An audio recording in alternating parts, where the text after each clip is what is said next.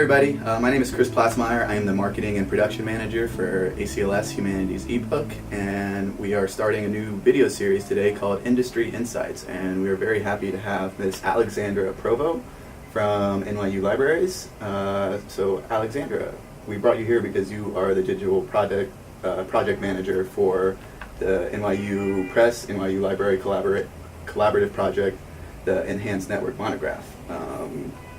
Tell us a little bit, a brief background about this project first. Yeah, sure. Thanks for having me, first of all. Yeah. So the Enhanced Networked Monographs Project is funded by the Andrew Mellon Foundation, and it's a collaboration, kind of as you indicated, between NYU Press and the Digital Library Technology Services Department of NYU Libraries. And we're actually part of a cohort of grants in the electronic publishing area that are focusing on monographs. So our project is a little bit different from others in this area since our main emphasis is not on the production or delivery of the book per se, but rather coming up with ideas for how to help users browse and discover ebooks in new and interesting ways, and sort of travel among them in new ways. And so, yeah, background about the project. Our project intends to provide free web-based access to about 110 open access ebooks from NYU Press, the University of Michigan Press, and the University of Minnesota Press. And our key deliverables are to create a platform for reading, to develop a semantic text manipulation tool, which is a lot of words, which is the topic curation toolkit that I'll talk about later. We are incorporating scholarly and other kinds of commentary currently through hypothesis annotation technology. We plan to make these tools and workflows available open source. And finally, this is a lot, come up with a list of requirements for publishing books that are kind of optimized for these sorts of tools and systems and workflows. And yeah, right now we're hard at work on our platform for reading, and that'll have full text search, annotation, and navigation via a topic map. And we're hoping that this platform for reading that we're building will give others ideas of how they can use topics in order to create interesting research experiences. It's interesting the scope of this because, you know, the last thing you said, research experiences, so much of new technology or conversations in scholarly publishing are, like you said in your first couple sentences, about the kind of delivery and distribution of this content. So that's why this kind of caught my eye, because it's kind of, you know, subversive of that. It's like a layer beneath that, even deeper, like making the actual content work for people instead of the delivery system. Yeah, I mean, it has to be kind of, that deeper layer has to be expressed in some sort of interface and delivery system, but I think, yeah, what's interesting to me about this project is that it really kind of extracts some features of the text and tries to, you know, bring them to the surface and kind of make them usable and actionable in new ways. When did the project start, and when does like the expected completion date, just out of curiosity? Yeah, it started in 2015, and it's a 3-year project, so we'll be wrapping up next year. That's exciting. And you kind of got in on the right time, it looks like, too, you know? Yeah, I came in about halfway through. Okay, cool. Yeah. So kind of getting into the nitty-gritty a little bit more instead of the background, something that really jumped out to me, not only in kind of your job description, but in the description of the project itself, was the semantic tagging between books to establish this network. Just kind of first give a background to people who maybe don't understand what that means, and then how, you know, it's a vital function of this project. Sure thing. So essentially our project leverages back of book indexes to kind of like tag individual book pages with a topic. And those topics are derived from those back of book index entries. So, right, in a back of book index entry you have like the entry like art, or, you know, then there's sub-entries, and then the list of page numbers where you can find discussion of that topic. So I kind of like to think about these topics as library subject headings from a parallel universe. That's my fun new tagline. So we're really interested in finding out whether extracting these topics from within the book and then using them in the search and browse interfaces that we're developing, how that might help users discover content that they wouldn't find via traditional metadata. So when a library cataloger describes a book, they'll choose between 3 to 5 subject headings. Yeah. So here we have the possibility of kind of adding much more granular information to the discovery interface. So that's really interesting because from our perspective at Humanities E-Book right now, we're actually migrating platforms as we speak. But they're on our browse function. You can browse by Library of Congress subject headings. And it's just this horribly long page with all these subject headings. So it's this massive information that's really could be useful, but it's not really presented or utilized in any way for the reader's benefit yet. And so that's why it stuck out to me, you know? Yeah, I mean, like, one could use the topics in a similar way and create an even longer list, which might not be useful. But we're also interested in thinking about how integrating the topics into search might help users find kind of more quality results faster. That's sort of a research question. So instead of, for example, sifting through a lot of full-text search hits, can we give users the ability to leverage the intellectual work that an indexer has already kind of undertaken? Yeah. Play off each other a little bit better instead of being separate. Yeah. You know? That's awesome. Yeah. So kind of building off of that, you mentioned topic maps already. Can you expand a little bit more on what those are going to look like, what they might feel like for the users, or et cetera? Yeah. So I guess I'll just give a super brief introduction to what topic maps are. Yeah. Topic maps, like in capital T, capital M, is actually an ISO standard. And we're not using the standard exactly, we're using the kind of underlying model. But it's interesting that the standard was actually developed by people who were trying to create integrated back-of-book indexes for kind of technical manuals, like related to software. So yeah, they're really at the heart of this project. And I already mentioned that we derive the topics from back-of-book indexes, but we had this company called InfoLoom, which is a software development company, build us a tool called the Topic Curation Toolkit. And that tool ingests an EPUB file and parses the back-of-book indexes to create a sort of unified database of topic records. And the core of a topic record is names, so the index entries, and then the pages on which the topic is indexed. And you also have things like a type or the other cool thing is relations. So this tool, as it processes the indexes, it analyzes the names to merge similar names in different indexes, as well as create links between the topics. So that's where you get the network effect. This tool is using a few simple rules and then also features of the index, like a see also relation, to create those links. And so just for an example, if the topic art appears in 4 books, the TCT merges all of those records together. So from the kind of topic landing page, you can jump into any of those 4 books. And then also you could navigate, I had to write this one down, you could navigate to another topic, like one that we have in our system, art as an artist's means of objectifying and distancing. So you could get to pages about that through this topic page. So yeah, we're currently, as I kind of mentioned earlier, designing our platform for reading now, but we're hoping to have topic pages like what I just described, and then also integrate the data into the search results. So our designer is hard at work on that, but the basic premise is that this sort of network allows you to kind of navigate between the books based on a concept. And what benefits of being as a user, whether it be a researcher or a student, would both have slightly different needs, obviously, in different circumstances. What benefit do they have of being in this network or engaging with this material and this established network that will be created because of the tagging and the topic maps and so forth? Yeah, we're hoping that this sort of structure will create kind of serendipitous trails of discovery.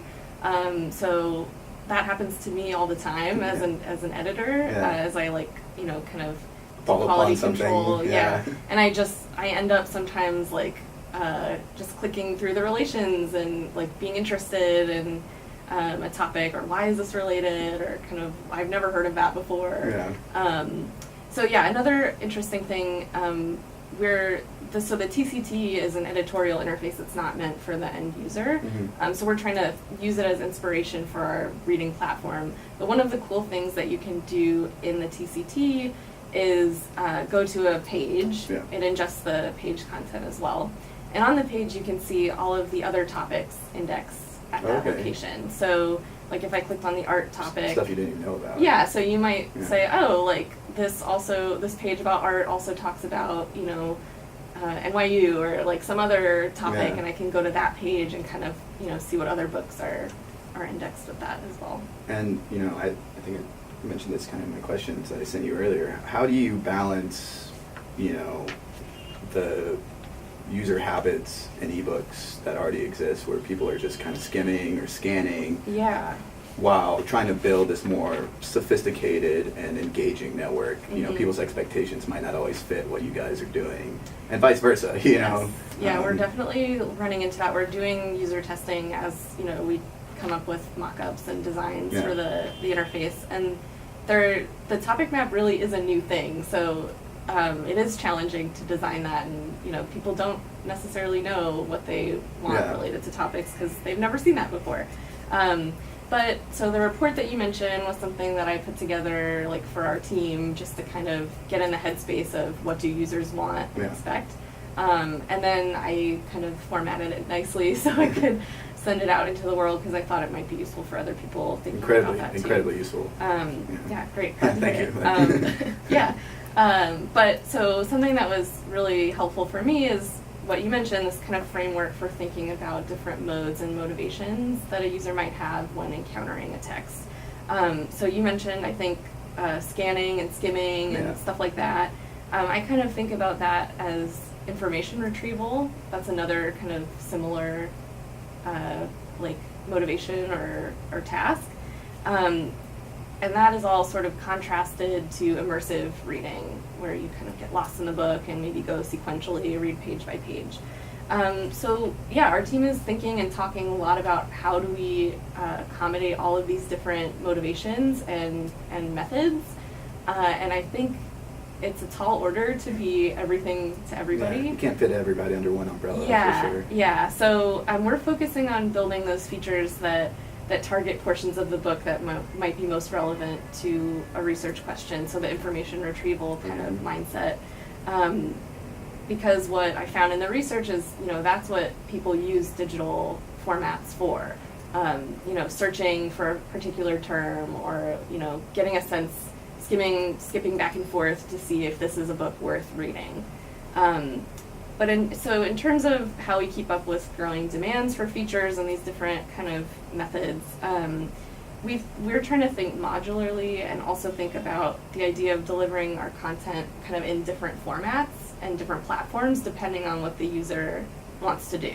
Okay. So yeah, it's balancing that like expectation of a single search box that will give you everything that you want versus you know, kind of trying to recognize that we can't actually do that. So for another use like immersive reading, maybe a print copy is best, or NYPL is developing a version of Readium, a platform called Simply E. And so that might be a good tool for immersive reading. Yeah. Yeah. You know, publishers always like to think that, scholarly publishers always like to think that people are always immersively reading their books, you know, to some extent, but that's not always the case.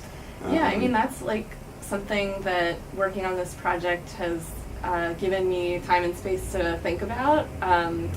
The scholarly monograph is like, you know, a large narrative, so what we're doing is sort of chunking the book into smaller pieces, and what does that do, you know, to the object, the object's unity and kind of like context. So well, it's interesting, you know, this at the heart of this is creating something new through existing, you know, content, and that's something that stood out to me why it was such a captivating project, because once you put these scholarly monographs in this network, they become something different than what they were before, you know. Yeah, definitely. But we want to maintain the link to the integral object because, you know, that's very important. Yeah. definitely. So we've kind of been focusing a little bit on the user perspective and kind of goals of the project, I guess. But for coming from a publisher's perspective, this is a kind of broad question, I guess. Well, what do publishers have to gain from having scholarly monographs of theirs in a network such as this? Yeah, that's a great question. I think that one thing that I mean, I'm going to talk about it again, like all this like modes and motivations and kind of different goals that users or readers have. So I think that one of the advantages here is that allowing users to that granular access to the content will let them discover things that they might not otherwise know about, and then they might need it in a different format. So kind of thinking about it on like the work level, as opposed to like, you know, this is a print book, or this is, so I'm optimistic and think that, you know, people will want to, you know, access the works in this kind of like information retrieval mode, and then also want to view them in a different mode or a different format, like print or, you know, a purchased ebook or something like that, for those purposes that require kind of more immersive engagement. Okay, cool. I guess, you know, it sounds at the core of this a little bit that this is being, like, the project itself is a service to publishers as much as it is a product for publishers to use. So this is definitely like a prototype kind of see what we can do with topics sort of project. So we have talked to other like kind of other projects in our grant cohort who might be interested in kind of extracting topics from their corpuses. But so I guess the tool, the TCT, the InfoLoom tool, is an open source piece of software, so anyone could take it and make their own topic map. But yeah, one interesting thing is, you know, originally we kind of like were thinking about this in terms of like bigger scale projects. So our project is, as I said, 110 books.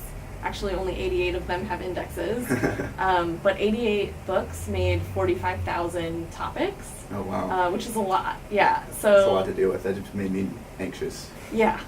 So a big part of my job has been thinking about kind of scalability of workflows, and so, you know, that's a big question that is, you know, yet to be kind of fleshed out. Is going down the rabbit hole. Yeah, like sort of, could you use this on a larger corpus, like the ACLS Humanities E-Book corpus? So out of 88, you got what, 40? How many? 45,000. We have 5,153 books. So yeah. God. Yeah. Incredible. I will say that I looked at about 15,000 topics manually, like check them, see if they're okay. Yeah. And I only had to like really intervene on like 3,000 of those. So that's like about 20%. Yeah. So that's, you know, better than I expected. But yeah, so the question is really like, how much human intervention do we have capacity to supply for a large corpus? And given that, like, this could also be a really interesting thing to do for like a smaller corpus of kind of domain-specific books, like art history or gender studies or something like that. That is an interesting thought. And, you know, scalability, I mean, it's always a question with projects like this. You have the benefit of working between a library and a press right now. Not all scholarly publishers obviously have that benefit of having a library that would support this. Yeah, and this is really, like, the topics aspect of this is, you know, applicable to a collection. That's where it really, I mean, actually you could use it on a single book, and that might be interesting too, but so it's some data that could be integrated into a platform. So if you have a platform, like, this might be, you know, a really interesting thing to integrate. Nice. So what kind of has surprised you the most about this project so far since you've taken over as the project manager? Yeah, well, I think I kind of already gave away like some of that. So I mentioned like how many topics there were. That was definitely surprising. But I think other things that have been a little bit surprising, unexpected, or maybe challenging have been that this project has involved coordinating a lot of vendors So we had InfoLoom build us this tool, so we've been working with them. I mentioned we are doing some work with Hypothesis, so that's been fun and challenging to get to work with all these different teams. And then another challenge is that EPUBs are not so standardized. Yes, I'm sure you guys know that. Yeah. Yes. Yeah, so parsing the indexes was a lot of work for our colleagues at InfoLoom.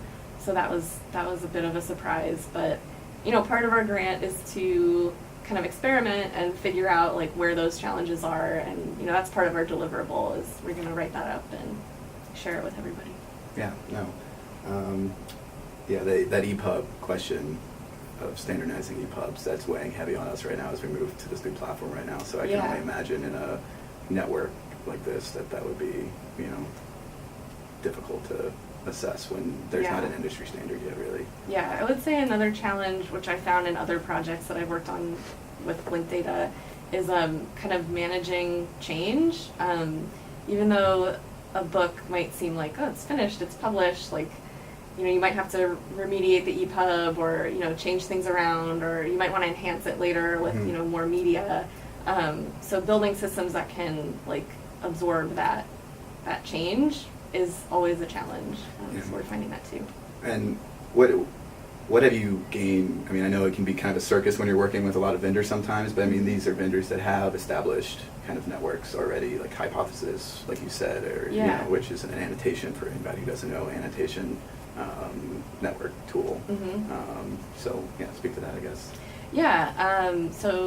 We're really excited to work on integrating Hypothesis with Readium, which is our e-reader software that we use. And I think you gain sort of a established user experience, which is great. I think this sort of maybe came out at the beginning of our chat that we're kind of trying to do a lot. It's great to not like reinvent the wheel there and make use of the great work that our partners are already doing. Nice. And that's sort of part of the networking aspect too, I would say, like trying to connect various open source projects. Definitely. And so kind of the last thing on the mind coming from a publishing or publisher's perspective, what does a project like the E&M project or similar projects kind of mean for the business models and kind of financial solvency of publishing scholarly monographs, especially in the humanities? Business models are definitely a pressing issue for publishers, and certainly as we move into creating born digital works, or things that are made for a digital ecosystem, that path is definitely not clear. But a lot of other projects like ours in our grant cohort are definitely grappling with that issue. And for me, I think, it really comes down to like thinking about the work on a slightly more abstract level and thinking about all these different channels where it gets distributed and how those interlink. So for me, it always comes back to those modes and motivations, and that if we can make it easy for people to kind of switch between those modes and choose different formats, I think for our project, we're working with open access books. But if one were interested in a book that they found on our platform, they could definitely go buy a copy, and we want to make that channel open and kind of clear. So that's where I'm at, but admittedly I come from kind of a metadata library. Well, I always feel bad when I ask that question, whether it be somebody from a librarian or technical view or from a publisher view, because it's the same kind of answer. Man, I don't know. At the end of the day. So. But I'm definitely optimistic about it, and I think I think like print is still so valuable in so many different ways, and it's really well suited for certain purposes. But the digital does kind of turn a lot of things upside down. New ways of thinking. So. Yeah. All right, well, thank you for answering all of these questions. I really appreciate you coming to our office and sitting down with us. And best of luck with the rest of the project.